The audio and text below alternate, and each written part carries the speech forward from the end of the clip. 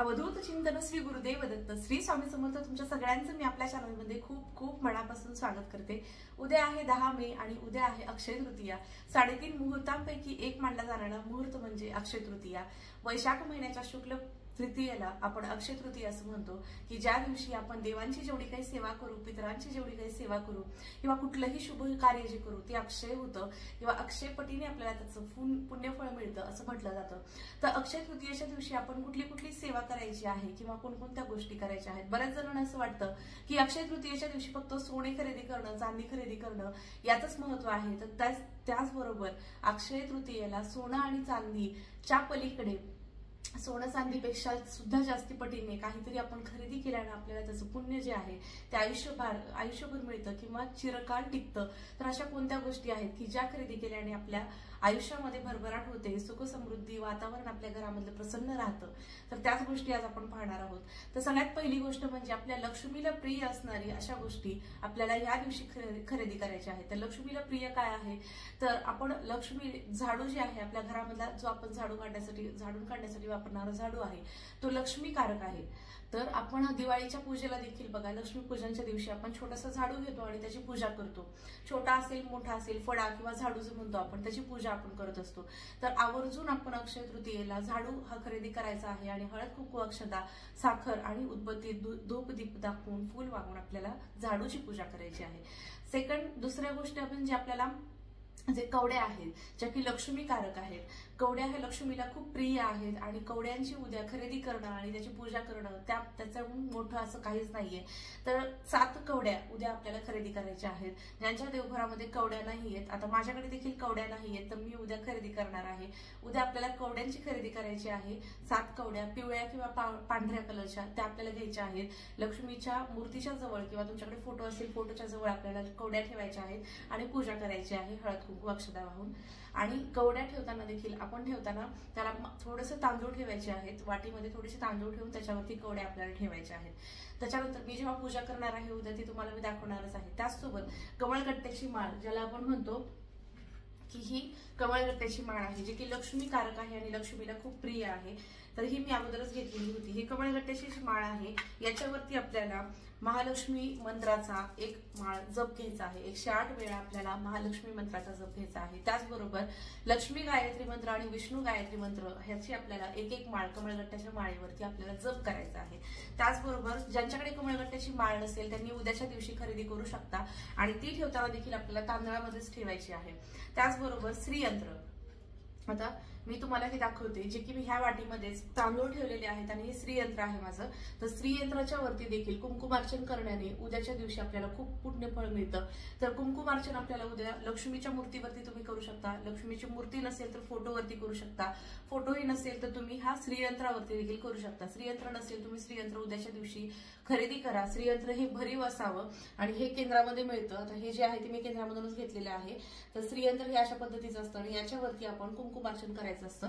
तर कुंकुमार्चन करताना आपल्याला कुंकू हातामध्ये घ्यायचं आहे। ह्या 3 बोटांमध्ये हे आणि हे बोट आपल्याला घ्यायचं नाहीये आणि अंगठा मधलं बोट आणि हे जे रिंग फिंगर जे आपण अंगठी घालतो ते वाली फिंगर, तर ह्या 3 बोटांनी आपल्याला कुंकुमार्चन करायचं आहे। कुंकुमार्चन करताना कुंकू हातामध्ये घ्यायचं आहे। महालक्ष्मी मंत्राचा तुम्ही जप करू शकता किंवा ओम ऐं ह्रीं क्लीं चामुंडाई विचे हे मंत्र जप करू शकता आणि श्रीयंत्रावरती अशा पद्धतीने असं पालतं ठेवायचं नाहीये, अशा पद्धतीने व्हायचं आहे। तुम्ही जर का मूर्तीवरती करणार असाल, आता ज्यांच्याकडे महालक्ष्मी मातेची मूर्ती आहे त्यांनी मूर्तीवरती देखील करू शकता। आता मी माझ्याकडे दाखवते। आता माझ्याकडे ही मूर्ती आहे महालक्ष्मी मातेची। तर महालक्ष्मी मातेच्या मूर्तीवरती देखील तुम्ही हा कुंकुमार्चनचं करू शकता। कुंकुमार्चन केल्याने लक्ष्मीला कुंकू खूप प्रिय आहे। तर तुम्ही कुंकुमार्चन लक्ष्मीच्या मूर्तीवरती करू शकता। आपल्याला कुंकुमार्चन जे आहे ते पायापासून चालू करायचं आहे। लक्ष्मी मातेच्या पायापासून चालू करत करत करत वरती हातांवरती आणि परत मग डोक्यावरून म्हणजे नखशिखांत आपल्याला कुंकुमार्चन करायचं आहे देवीच्या मूर्तीवरती। मग तुमच्याकडे आता कुलदेवीची मूर्ती असेल, कुलदेवीचा टाक असेल, लक्ष्मी मातेची मूर्ती असेल किंवा तुमच्याकडे अन्नपूर्णा असेल, अन्नपूर्णा मातेवरती देखील तुम्ही करू शकता। आता माझ्याकडे जी अन्नपूर्णा माता आहे ती ही आहे जी की मी तांदळामध्येच ठेवलेली आहे। अन्नपूर्णा मातेला तांदळाचा देखील अभिषेक घातला जातो उद्याच्या दिवशी, कारण उद्या अक्षय तृतीयेच्या दिवशीच असं म्हटलं जातं की अन्नपूर्णा मातेची पण जयंती आहे। तर अन्नपूर्णा मातेवरती आपल्याला कुंकुमार्चन किंवा तुम्ही तांदळाचा अभिषेक देखील करू शकता। तर ही अभिषेक त्याच्यानंतर दुसरी गोष्ट म्हणजे तुमच्याकडे जर का शंख नसेल, तुमच्या देवघरामध्ये शंख नसेल आणि तुम्हाला शंखाची खरेदी करायची आहे तर उद्याच्या दिवशी तुम्ही करू शकता. शंखाने आपण कृष्णाला म्हणजे श्रीकृष्ण जे आहेत विष्णू आपण त्यांना मानतो, तर श्रीकृष्णाला अभिषेक घालताना देखील आपण शंखाने अभिषेक केला पाहिजे. तुमच्याकडे दक्षिणावरती किंवा वामवरती असं कुठलाही तुम्ही शंख घेऊ शकता. तर याच्यामध्ये मी पाणी भरून ठेवलेलं आहे. शंखामध्ये पाणी भरून कायम ठेवायचं आहे. त्याचबरोबर आपल्याला जर तुमच्या देवघरामध्ये कासव नसेल, तर आता हा माझा कासव आहे, तर याच्याला मी तांदळामध्ये ठेवलेला आहे. आता तुम्ही दोन प्रकारचे कासव असतात, एक म्हणजे जो की स्फटिक असतो काचेचा, आणि दुसरा म्हणजे हा म्हणजे माझ्याकडे जो पितळचा आहे, किंवा तुम्ही तांब्याचा देखील घेऊ शकता. तांब्याचे ताट आणि तांब्याचे कासव असं देखील मिळतो. तर हा माझा पितळेचा आहे की ज्याच्यावरती हे आहे. जर हे यंत्र नसेल किंवा म्हणजे हे यंत्र जर का नसेल तर त्याच्यामध्ये आपण पाणी भरून ठेवायचं आहे त्या कासवाला. आता आणि हे जर काही यंत्र असेल तर त्याला आपण हा तांदळामध्ये ठेवायचं आहे. अशा पद्धतीने ठेवायचं आहे की जेणेकरून त्याचे जे चारी पाय आहेत ते सगळे तांदळामध्ये झाकून गेले पाहिजेत. अशा पद्धतीने आपल्याला कासवाला ठेवायचं आहे. जर कासव तुमच्या देवघरामध्ये नसेल तर तो देखील तुम्ही उद्याच्या दिवशी खरेदी करू शकता. त्याचबरोबर उद्या एक वेळा सिद्ध कुंजिका स्तोत्रचं पठण करायचं आहे. उद्या आपल्याला लक्ष्मी मातेला आवाहन करायचं आहे आपल्या घरामध्ये येण्यासाठी. त्यामुळे घराची स्वच्छता देखील तेवढीच महत्वाची आहे. घर आपल्याला उद्याच्या दिवशी पूर्ण स्वच्छ करायचं आहे. उंबरा स्वच्छ करायचा आहे, हळदीचं लेपन करायचं आहे, त्यावरती स्वस्तिक काढायचं आहे. स्वस्तिकच्या साईडला 2 रेषा काढायला विसरू नका. त्याच्यानंतर आपल्याला उंबऱ्याची पूजा झाल्यानंतर आपला जो देव दरवाजा आहे, दरवाजा देखील पूर्ण स्वच्छ करायचा आहे. त्याच्यावरती देखील आपल्याला स्वस्तिक काढायचं आहे. अन्नपूर्णा मातेची उद्या जयंती आहे, म्हणून आपल्याला उद्या जो आपला गॅसचा ओटा आहे तिथे देखील आपल्याला पूजा करायची आहे. गॅसवरती देखील आपल्याला स्वस्तिक काढायचं आहे. गॅसचा जो वरचा सरफेस असतो, वरचा प्लॅटफॉर्म असतो, तिथे देखील आपल्याला स्वस्तिक काढायचं आहे. अन्नपूर्णा मातेला आपल्याला गॅस पशी ठेवून तिथे पूजा करायची आहे. धूपदीप नैवेद्य दाखवायचा आहे. त्याचबरोबर तुम्ही नैवेद्यामध्ये उद्याच्या दिवशी बरेच जण पुरणपोळी करतात. अक्षय तृतीया आहे, पुरणपोळी आणि रस सगळ्यांच्याच घरी होतो.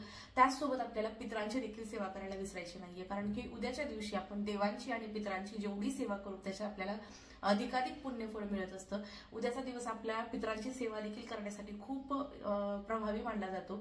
तर पितृदोष ज्यांना ज्यांना आहे किंवा ज्यांना ज्यांना पितृदोष नाहीये पण किंवा ज्यांचे घरामधले कोणी गत झालेले आहे त्यांच्यासाठी उद्याच्या दिवशी आपल्याला खूप सेवा करायची आहे. तर सेवा म्हणजे काय, तर नित्यसेवेच्या पुस्तकामध्ये एक मिनिट, तर नित्यसेवेच्या पुस्तकामध्ये हे पितृतुष्टिकारक पितृस्तोत्र आहे की जे मी रोज पण वाचते. मी बऱ्याच व्हिडिओमध्ये तुम्हाला दाखवलं देखील आहे. तर रोज आपल्याला आंघोळ केल्याबरोबर देवांची पूजा करण्याच्या अगोदर किंवा देवांना आंघोळ घालण्याच्या अगोदर आपल्याला हे पितरांची सेवा करायची असते. पितरांची सेवा केल्याने आपल्या आयुष्यामध्ये जेवढे काही अडथळे आहेत ना ते खरंच खूप लवकर कमी व्हायला मदत होते. हा माझा तरी अनुभव आहे, म्हणून मी रोज हे पितृस्तोत्र वाचते. पितृस्तोत्र हे नित्यसेवेच्या पुस्तकामध्ये आहे आणि ते 168 नंबरच्या पेज नंबरवरती आहे. आता हे माझ्याकडे जुने आहे नित्यसेवेचं पुस्तक. जर का नवीन तुम्ही घेतलं तर थोडंफार पेज नंबर पुढे मागे होऊ शकतं. आणि हा सुक्त पाठ आहे. तर हा सुक्त पाठ हे 2 पेजेस आणि पितृतुष्टिकारक 1 पेज आहे. तर असं रोज आपल्याला वाचायचं आहे. अगोदर आपल्याला पितृतुष्टिकारक पितृस्तोत्र हे आपल्याला हात जोडून वाचायचं आहे. त्यानंतर सुक्त पाठ. रोज सकाळी आंघोळ झाल्यानंतर देवांची पूजा करण्याच्या अगोदर आपल्याला जिथं आपली गॅलरी आहे किंवा बाहेरचा आपला एरिया आहे जिथं की आपल्याला गॅलरी आहे किंवा जिकडे दक्षिण दिशा येते तर त्या दक्षिण दिशेकडे आपल्याला तोंड करून बसायचं आहे. हे पितृस्तोत्र वाचताना आपल्याला आसन जे आहे त्याचं सेपरेट ठेवायचं आहे. मी आधी पण सांगितलेलं आहे. तर त्या आसनावरतीच बसून आपल्याला पितृस्तोत्र वाचायचं आहे. आणि त्यानंतर वाचन झाल्याच्या नंतर आसन जे आहे अशा ठिकाणी ठेवायचं जिथे आपल्याला जिथे दिवसभरामध्ये कोणाचा हात नाही लागणार. आणि लागला तरी असं काही नाही, आपल्याला हातपाय धुवून आपलं पुन्हा जे काही आहे ते काम करायचं आहे. तर पितृस्तोत्र वाचून झाल्याच्या नंतर देखील आसन आपल्या जागेवर ठेवायचं आहे, पुस्तक आपल्या जागेवरती ठेवायचं आहे आणि हातपाय धुवून मग देवपूजा करायची आहे. तर देवांच्या पूजेच्या अगोदर देखील आपल्याला पितरांची सेवा करायची आहे. जोपर्यंत आपली पितरांची सेवा किंवा पितरांचा आपल्याला आशीर्वाद लाभत नाही आणि कुलदेवतेचा आशीर्वाद लाभत नाही, मग तुम्ही कितीही पूजा केली तरी पण तुमच्या मागचं जे काही आहे अडचणी त्या कमी होणार नाहीत. म्हणून पितृस्तोत्र वाचणं रोज खूप गरजेचं आहे. कमीत कमी उद्याच्या दिवशी तरी तुम्ही नक्की वाचा.